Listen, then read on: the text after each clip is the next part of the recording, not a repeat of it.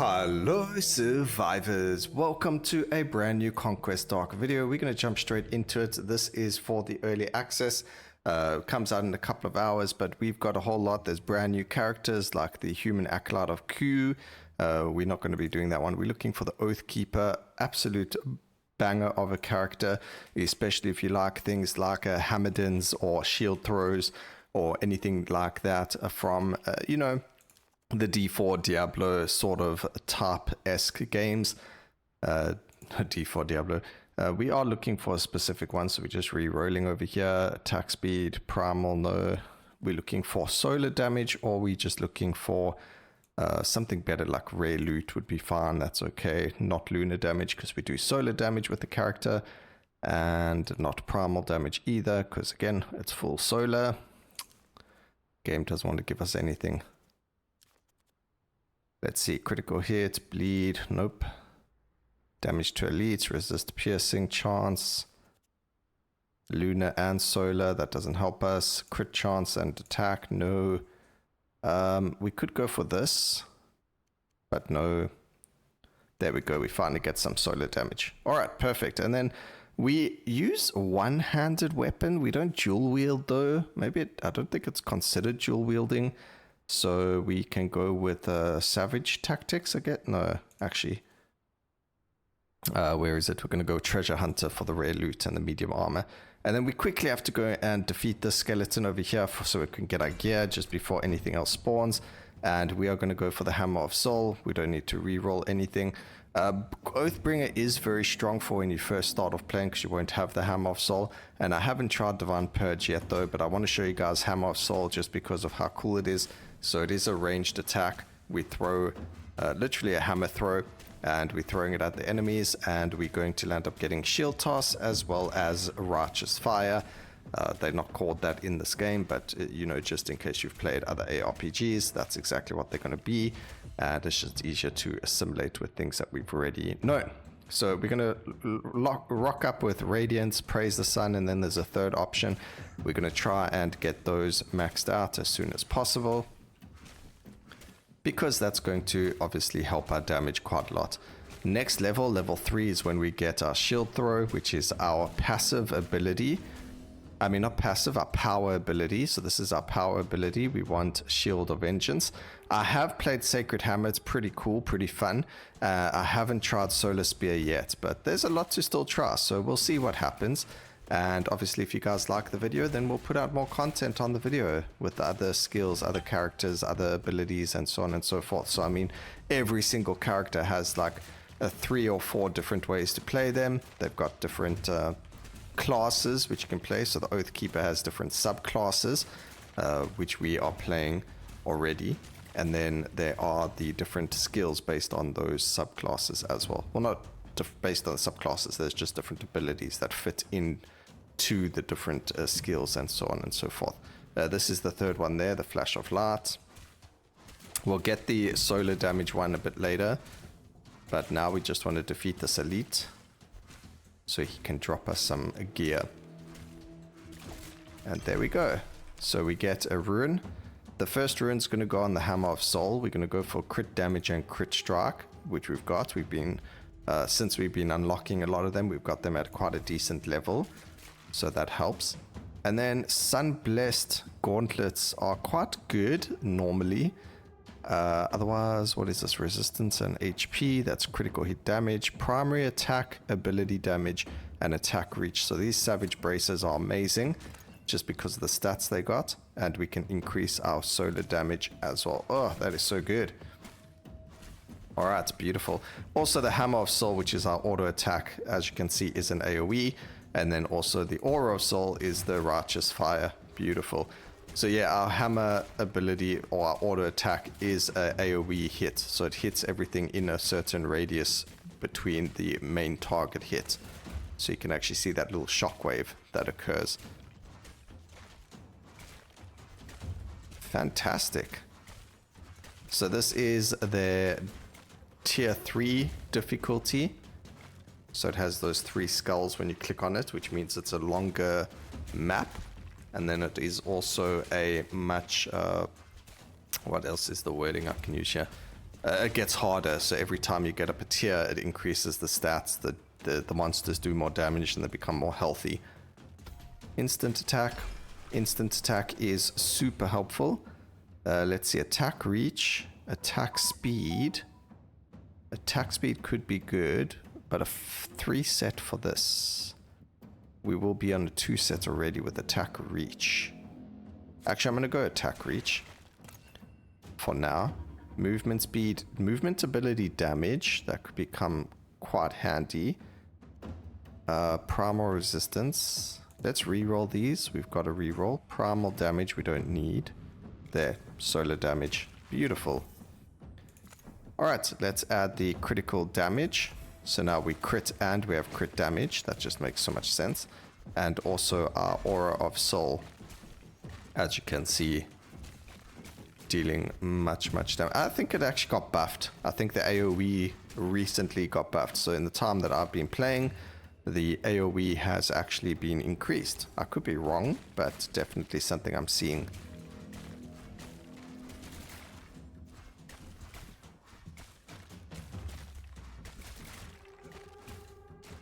Definitely a fantastic game to sink hundreds of hours into. There is an endless mode already, so you can like test and tweak your build and see how far you can get. It also does give you resources, but far less resources than if you're doing these rituals. So the faction level goes up to 20. You can see we're already faction level 14 on this character. So I mean, you know, don't mean to toot my horn, but I've been playing this character quite a lot already. Definitely one of my favorites. I haven't played with the Ku yet, the Acolyte of Ku. Definitely another character I want to try out. And I did play some of the Barbarian when, you know, the early access came out, or whatever the case is, so that I could try it, because I know a lot of people say the Barbarian is really good, and you know, you can actually play a Whirlwind Barbarian, but I just don't know, it doesn't sit with me as well as like the Oathkeeper does, or the Ranger. I know the first video I ever did, I played as the Ranger, and then when the Thief got released, we played as the Thief. Now I need to play the Ku as well as the Acolyte, and then we got to show you the Barbarian as well. But there's a whole lot of, like I mentioned, different ways to play every character. So the Oathkeeper, because they get a shield, they get shield bash. Pretty cool. Shield charge, not bash, although technically it is a bash. But I think my character is a little bit overpowered. I'll explain why I say that. It's not like I think he's a little overpowered. I have actually made them pretty overpowered, and that's because you can use these. This is a meta progression currency, so you can actually use this to upgrade some of your gear. So I'll show you what happens and how you do that after the mission, just so you guys can see it as well. So this is the first boss of the tier, or this is the tier 1 boss, I guess is a better way of saying it. And luckily we ranged. I think that's the reason I like this character so much, is because it's ranged. Ranged characters sit really well with me with games like this, especially since dodging or things like that is actually quite difficult. 50% of the damage you reflect is also dealt to enemies around you initially, and we don't have any frost, so we'll take the mirror artifact. We get all damage over here, critical hit chance over here. Ooh. This is good because it has a chance of spawning healing potions. And then, do we have anything for the hammer still? I think we do. Projectile duration? No, because it doesn't bounce. And then what was this again? Projectile amount. Yeah, we'll do projectile amount for them. Projectile duration I think works on the shield because it looks like it only stays around for a certain amount of time. Anyway, target amount, projectile amount. And I actually don't remember what the other thing was there, but that's fine. Things are getting tough. Luckily, the Oathbringer has like built-in survivability, so we actually have life regeneration rate. So if we do get 2 hurt, then at least we can heal a little bit. Okay, chance to get that. We do get the bonus health as well. Yep, we'll take the loincloth. seemed like a very good choice. Also, shield bash stuns people.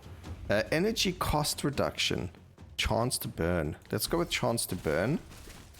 Energy cost reduction seems like it's a really good one though, so maybe we need to farm this area to level up the rune. Because imagine how much shield throwing we could get done with less energy recharge. Okay, attack reach, projectile amount, and target amount.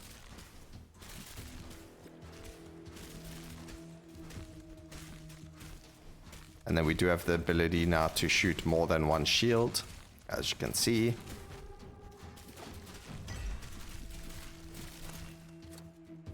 Let's see, we get all damage and health regeneration. Reduced bleed is also very good if you get hit a lot. But we're going to go with the resistance, bonus health, all damage, and HP regen. And then we can go with the Shield of Vengeance, getting the burn. We just got a brand new rune, so chance to burn with solar damage. Since it is our main source of damage, now having more chance to burn can be quite important. And you can see all the red dots on the floor is healing. So maybe a piece of gear that gives us increased dash recharge rate would be really good, or movement. What does it call it? They call it movement recharge rate. So they don't call it a dodge. Their dodge is this. So what happens is you have a chance to evade. So dodge in this game is evasion, and movement skill is your movement, or movement ability is your dodge, your typical dodge in terms of, you know, what we'd call it in other games. Or a dash.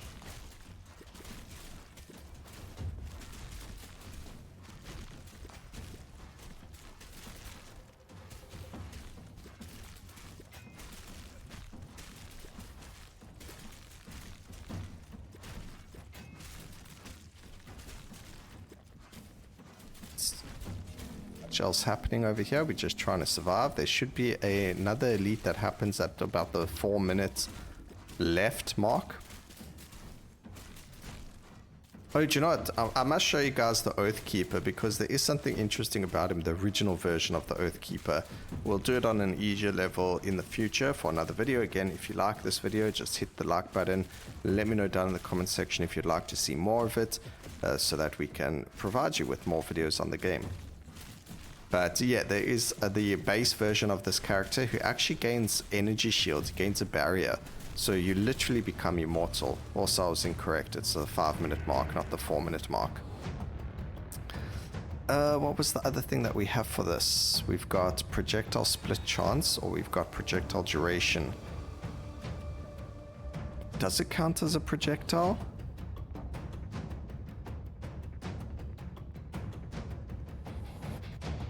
Does not. I don't think it counts as a projectile, and I don't have a choice. Okay, we'll just skip this one. It's not really that important anyway. Now we have a double boss fight over here. One with a... Well, actually, I don't think it's one with anything. I think one with nothing, and then the other with the maces. But because we got the bouncing damage, we should be fine. We had a dodge up there, so we could dodge that attack. Again, it's not really that big of an issue. We can do that and be fine still. What we do want is to be around the bosses more than not, so that we can focus on them. Since I do have the auto attack, auto aim on, it attacks the closest enemy. So we want to just try and stay as close to them as possible.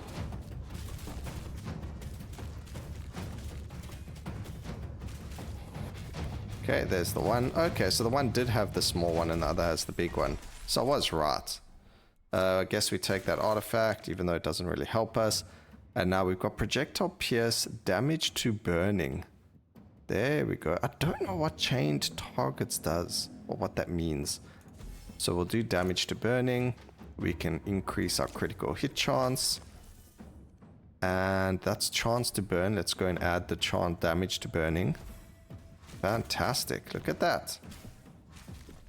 So now what we should do in future is we add the chance to burn on our main attack, and then we add the damage to burning targets on the shield toss. so that they don't necessarily have to burn the target, they just deal more damage to burn targets. But this part becomes a little bit difficult. As you can see, everything is blocking. Maybe that's why we need piercing. In future, we need to think about that as well. I think you can't block a piercing projectile. Maybe it doesn't pierce. I need to actually look at that. I think there is an option to see all these things. We'll go through it a little bit later to see if I'm right about that. Maybe it tells us that you can pierce through block in the in-game, like, not tutorial, but there's like a game guide for the game. Also, we want all of those weird tablet things because that's our meta progression currency.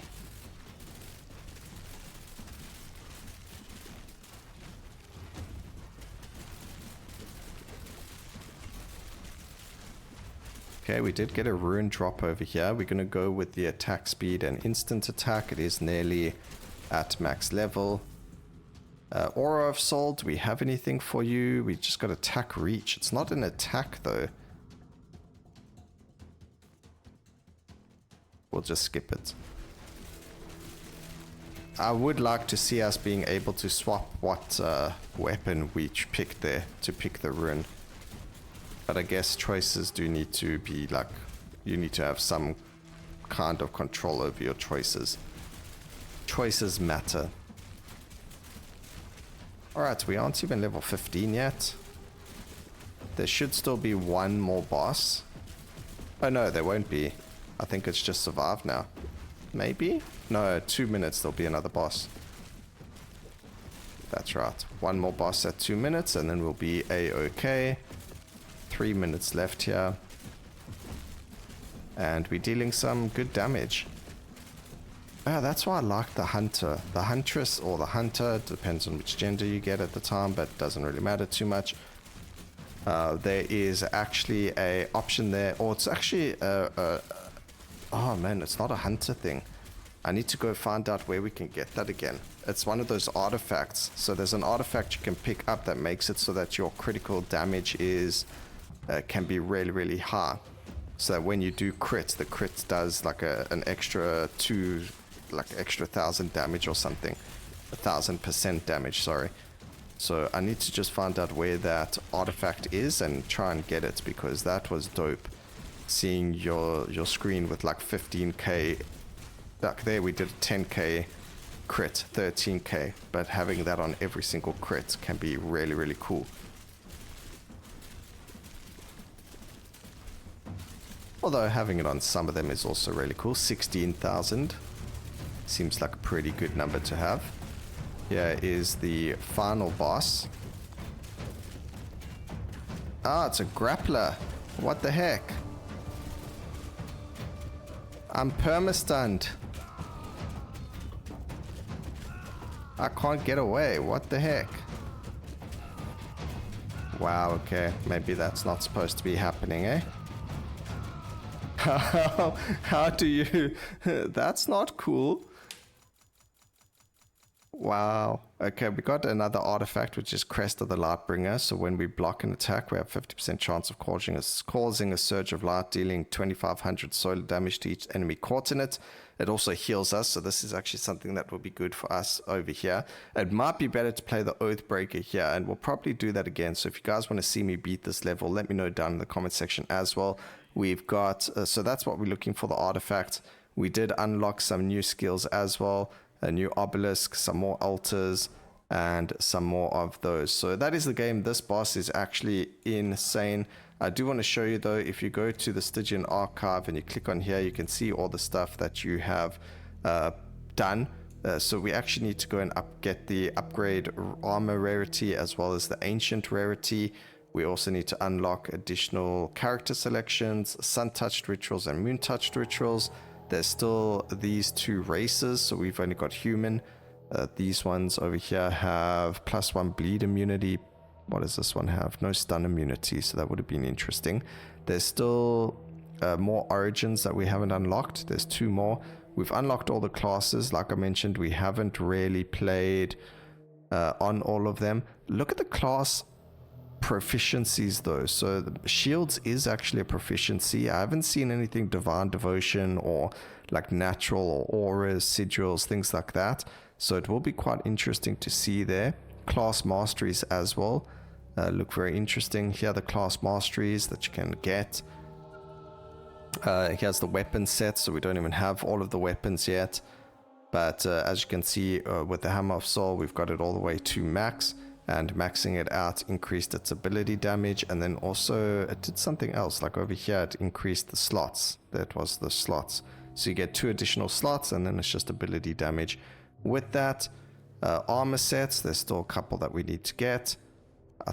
The Sun Blessed one, we're supposed to get like really good things. But I think we need to play with some other stuff over there. So there you can see we get 5% additional damage if we upgrade it. So if we click upgrade, there you go, upgrade it again, and then it uses 3 of these and 150 of that, and that's for the Shield of Vengeance.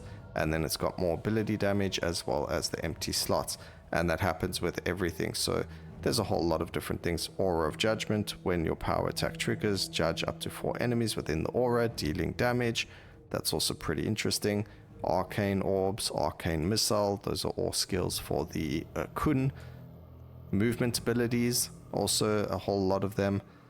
I don't like the shield charge, so maybe we can get something. Charge with a wedge of 3 spectral steeds. That could be pretty interesting. I wonder, yeah, it is, it's a divine devotion, so we would be able to use it. So we need to find out how to unlock that as well. And there's a whole lot of ruins and artifacts we still haven't unlocked, which might become very, very handy for us, which should help. But that's the game. That's a lot of the content that's been added. Again, there is the Arena of Ulkar, which is your endless mode. It gives you your highest waves reached and so on and so forth. It still gives you meta progression, but obviously far less than you otherwise would have had. Let's go and see if we can quickly do something over here. Is there one that gives us a chance to block anything? Cult of Q, no. Do any of these give block? Soul attack, brutality's critical hit damage. That could actually be pretty good. So let's go and put some levels into there. Anyway, hope you guys enjoyed the video. Please remember to like, comment, and subscribe for more videos like this in the future. And always remember, keep safe, survivors. Until next time, cheers.